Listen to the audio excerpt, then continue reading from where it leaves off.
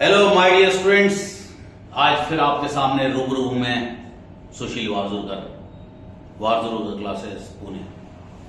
अब आपके सामने इंपॉर्टेंट क्वेश्चन कल मैंने करे थे, अल्कोहल के करे और एल्का हैलाइड्स के करे, फिनॉल्स के बताए। अब हम लोग ईथर के कुछ पॉइंट्स लेते हैं, बाकी उसके बाद हम लोग एल्डिहाइड कीटोन्स के इंपॉर्टेंट क्वेश्चन पे जाएंगे।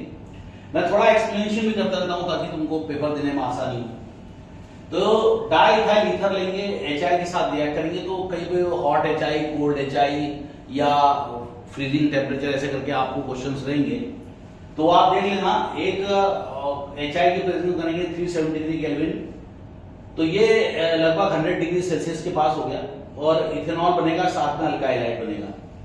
तो जब इसकी मात्रा एक्सेस में नहीं रहेगी तो आपको अल्कोहल और अल्काइल हैलाइड मिलता है। एसेंबल मैकेनिज्म होता है न्यूक्लियोफिलिक सब्स्टिट्यूशन रिएक्शन यूनिमोलिकुलर, मतलब ये रिएजेंट्स के ऊपर डिपेंड नहीं करता कंसंट्रेशन, ये सिर्फ सबस्ट्रेट के कंसंट्रेशन पर डिपेंड करता है। यहां पर जब 373 पे अपन एक्सेस में लेते हैं तो ये बनाता है अल्काइल हैलाइड, यानी डाइइथाइल आयोडाइड बना लेगा, ये इथाइल आयोडाइड बना लेगा और साथ में वाटर बनाएगा। तो वाटर रिलीज कर देगा, डिहाइड्रेशन हो जाएगा और यहाँ पे SN2 मैकेनिज्म होगा। तो ये आपको एक पढ़ना पड़ेगा, डाइइथाइल ईथर का ये रिएक्शन।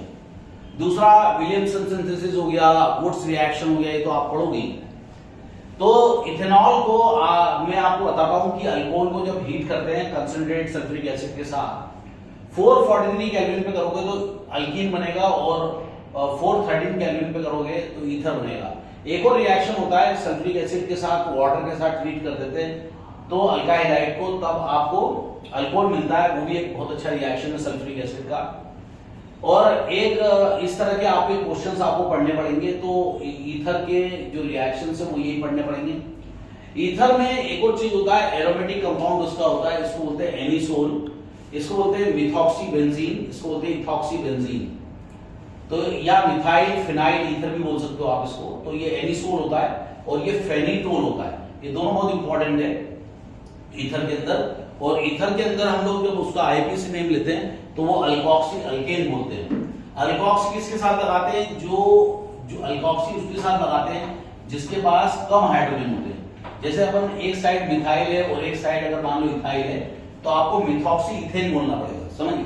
तो ऑक्सी ग्रुप किसके साथ लगाएंगे? जिसके साथ कार्बन कम है, समझिए। अब अगर आपको मान लो आगे क्वेश्चन आता है कि एल्डिहाइड कीटोन्स में क्या है, तो आप याद रखो कि एल्डिहाइड में ये कार्बोनिल ग्रुप होता है, और ये कार्बोनिल ग्रुप का खेल होता है, ये sp2 हाइब्रिडाइज्ड होता है, ये sp2 हाइब्रिडाइज्ड होता है, और ये इलेक्ट्रॉन उछल के यहाँ चले आते हैं, ये कार्बो पॉजिटिव हो जाता है और ये नेगेटिव हो जाता है। इसको हम लोग बोलते हैं पोलार एप्रोटिक सॉल्वेंट। क्या बोलते हैं? Polar aprotic solvent. और ये कहलाता है पोलार एप्रोटिक सॉल्वेंट क्योंकि इसके अंदर हाइड्रोजन का कंसेप्ट नहीं है, ये पोलार होता है और हाइड्रोजन की एब्सेंस होती है, इसलिए पोलार एप्रोटिक सॉल्वेंट इसको बोलते हैं। तो ये दो इलेक्ट्रॉन यहाँ चले आते हैं, ये कार्बन पॉजिटिव बन जाता है, तो न्यूक्लियोफाइल अटैक्स के साथ आसानी से हो जाता है। तो हमने क्या न्यूक्लियोफिलिक सब्स्टिट्यूशन रिएक्शन पढ़ा था, unimolecular nucleophilic substitution reaction, biomolecular पढ़ाया था। मैंने तुमको बताया था कि अगर पानी वाले के OH के साथ रहोगे तो दारू बनेगी, और दारू वाले के OH के साथ रहोगे तो अल्कीन बनेगा, ये तुमको बताया था मैंने।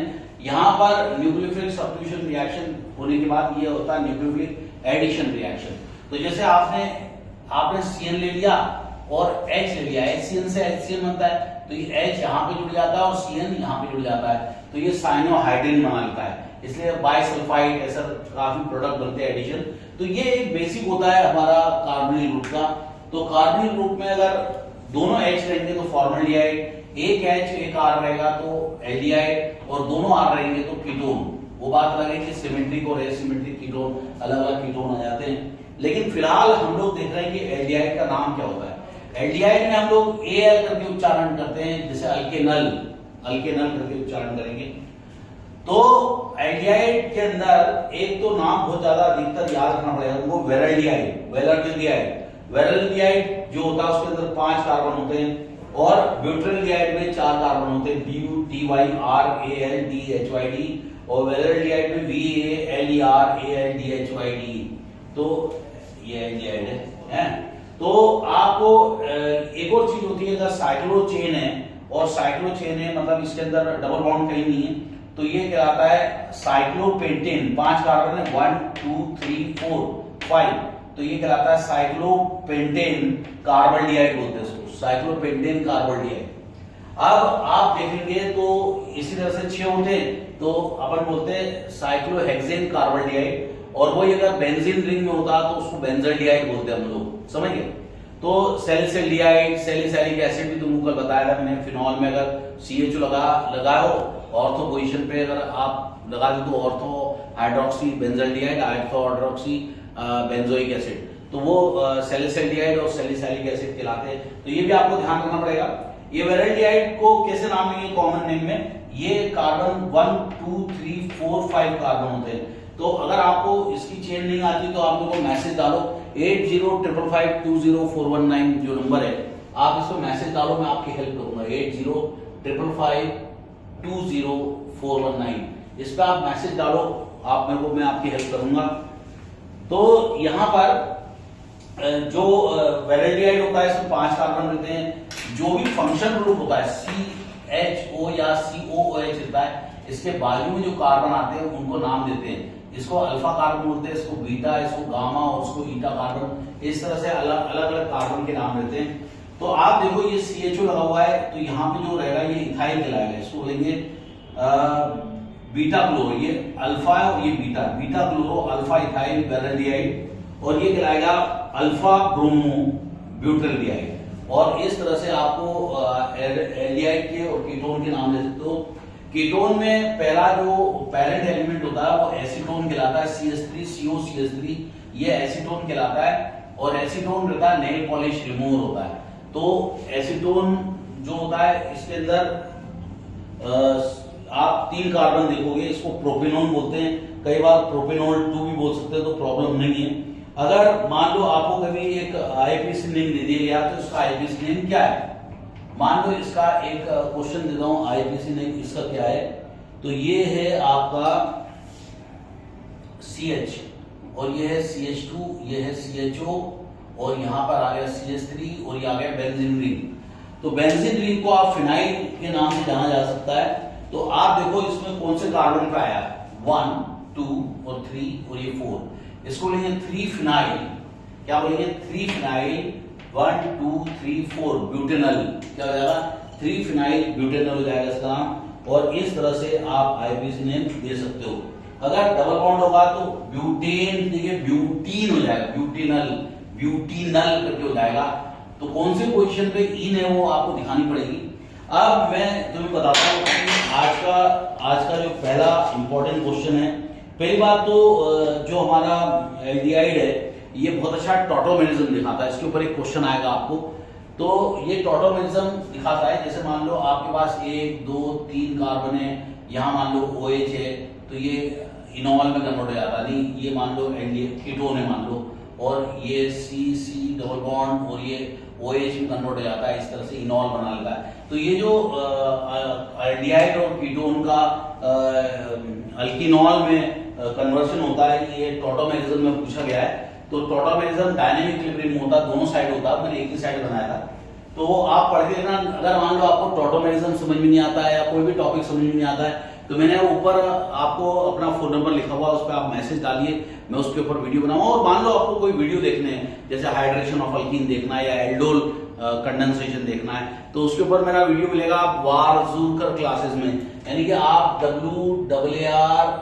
WARJURKR वारजूकर क्लासेस में आप जाएंगे तो आपको मेरे वीडियोस मिलेंगे, और उसमें भी जाके आप लिख सकते हैं कि मुझे ये वीडियो चाहिए। अगर मान लो आपको डिप्रेशन आ रहा है, टेंशन आ रहा है पढ़ाई का, तो भी आप मेरे को मैसेज करिए। मैं एक साइकोलॉजिस्ट भी हूँ, मैं बच्चे का टेंशन रिमूव कर देता हूँ, तो उसका जो टेंशन है उसको भी मैं रिमूव कर पाता हूँ। तो आप अगर भेजेंगे तो मैं बहुत अच्छे से कराऊंगा। अब हमारी कहानी आगे जो बढ़ेगी वो बताता हूँ मैं आपको। पहला जो कंसेप्ट आता है वो हमारा आता है ऑक्सीडेशन ऑफ अल्कोहल्स। देखो ऑक्सीडेशन ऑफ अल्कोहल्स कई बार एग्जाम में क्वेश्चन आया है। तो ऑक्सीडेशन ऑफ अल्कोहल्स जब अपन करते हैं और हमें एल्डिहाइड तक ही आना है तो अलग कंडीशन है, और एल्डिहाइड तक नहीं आना है, आगे तक जाना है तो अलग कंडीशन है।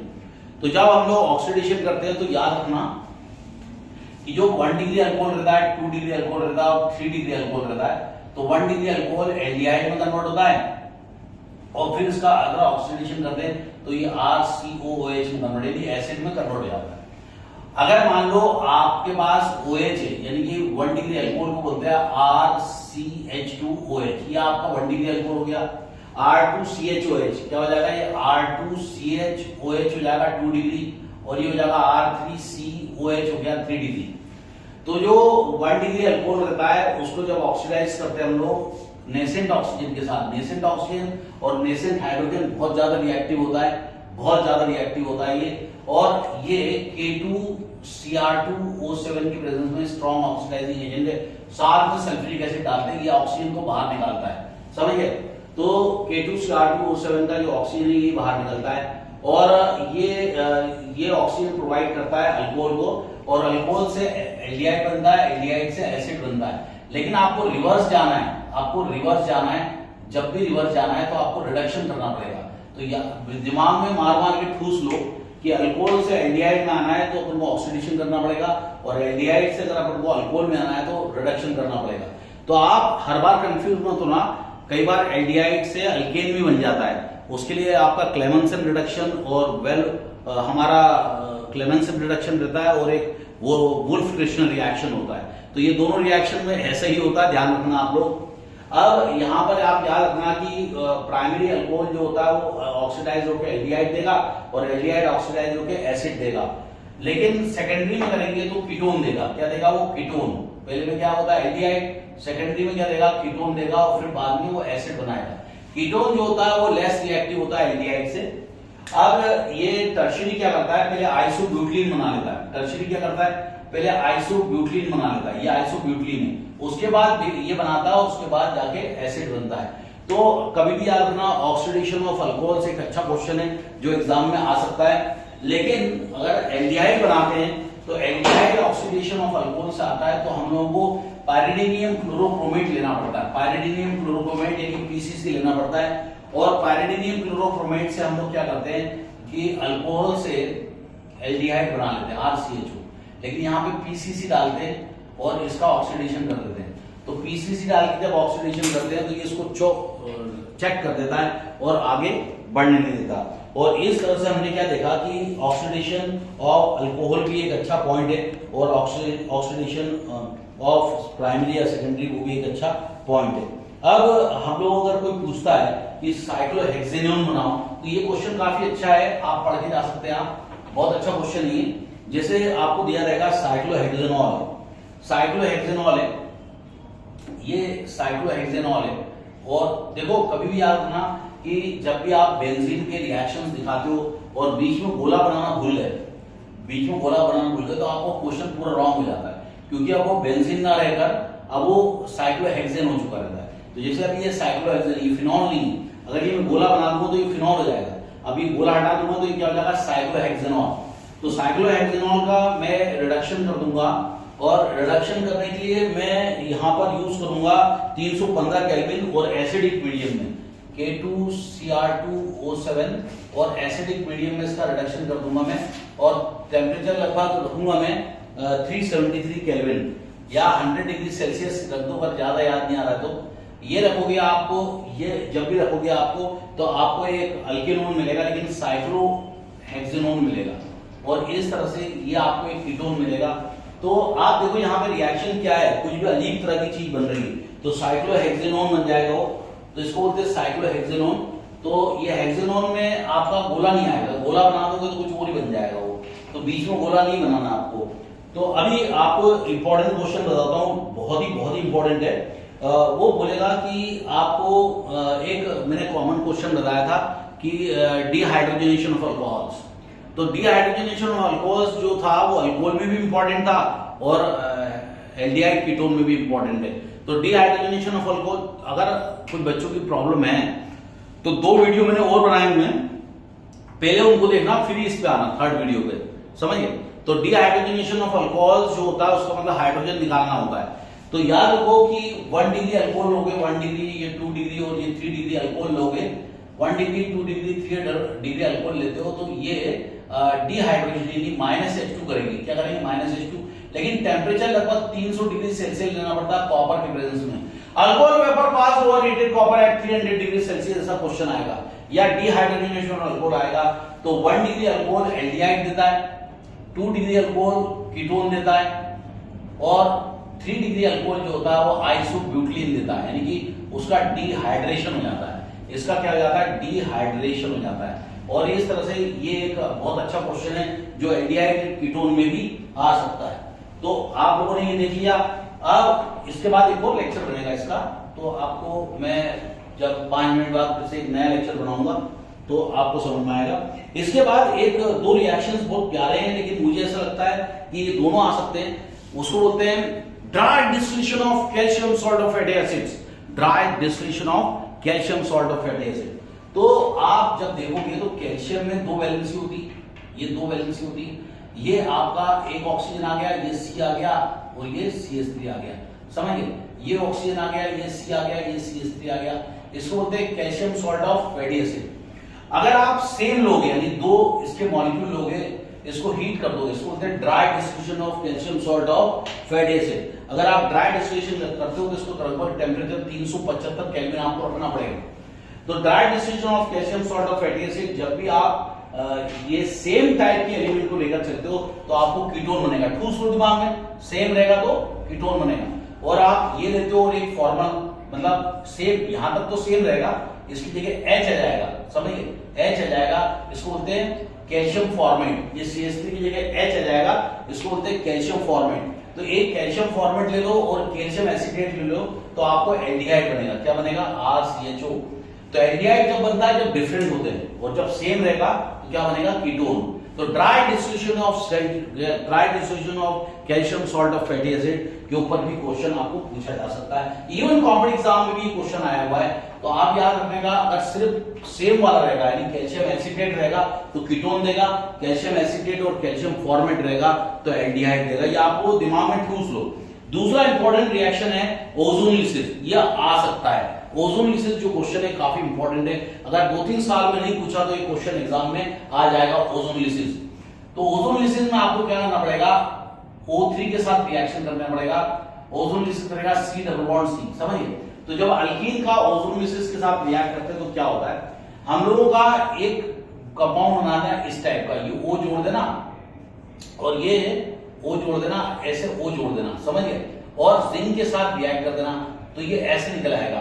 तो जो आपका एल्डिहाइड कीटोन बनाते हैं ओजोनलिसिस करके, वो भी आप लोग पढ़ लेना, ओजोनलिसिस ऑफ अल्कीन। तो ये एक बहुत प्यारा रिएक्शन है और मैं बहुत इंपॉर्टेंट क्वेश्चन बताने जा रहा हूं। आप इसको 5 स्टार बना लेना क्योंकि ये क्वेश्चन बहुत ज्यादा चांसेस आने के, और ये कन्वर्शंस में भी काफी आते हैं। ये क्वेश्चंस आपको कन्वर्शंस में भी काफी आएंगे। तो जब C ट्रिपल बॉन्ड C हो जाए, यानी ये एक और C लगा दो, नहीं भी लगाओ, दोनों कंडीशन बताऊंगा आपको मैं, यानी कि C लगाओ या नहीं लगाओ, दोनों कंडीशन में क्या होता है बताता हूं। ये क्या करते हैं हम लोग, सल्फ्यूरिक एसिड के साथ इसको ट्रीट कर देते हैं और HgSO4 रहता है। कभी बोलते हैं कि 1% HgSO4 है और 49% सल्फ्यूरिक एसिड, ऐसा ही बोलते हैं, और इसको हाइड्रोलाइज कर देते हैं, यानी कि हाइड्रोलाइज कर देते हैं। तो जब हम लोग जो एसिटिलीन होता है उसको हाइड्रोलिसिस करते हैं, उसका टेम्परेचर लगभग इन लोगों ने 343 केल्विन रखा है, 343 केल्विन टेम्परेचर रखा है। तो टेम्परेचर दिखाना बहुत जरूरी है, आप टेम्परेचर जरूर दिखाना भूलना मत। और ये आपको एल्डिहाइड देगा, तो जब इसके साथ रहेगा तो एल्डिहाइड देगा और इसके साथ देगा तो कीटोन देगा। ये ठूस लो दिमाग के अंदर। तो जब एसिटिलीन होगा तो एल्डिहाइड देगा और प्रोपिलीन होगा तो उसको हम लोग क्या देगा, हमको कीटोन देगा। लेकिन प्रोपिलीन को एलाइलिन भी बोलते हैं कॉमन नेम में, एलाइलिन, ALLY, इसको एलाइलिन बोलते हैं, इसको एसिटिलीन बोलते हैं। तो एसिटिलीन का जो हाइड्रोजन होता है वो काफी एसिडिक नेचर का होता है, इसका हाइड्रोजन काफी एसिडिक नेचर का होता है, याद रखना। तो आपको ये भी क्वेश्चन एग्जाम में आ सकता है। तो कुल मिलाकर जो अभी तक पढ़ा उसके अंदर आप ये जान सकते हैं कि ये ही सबसे ज्यादा इंपॉर्टेंट क्वेश्चन है।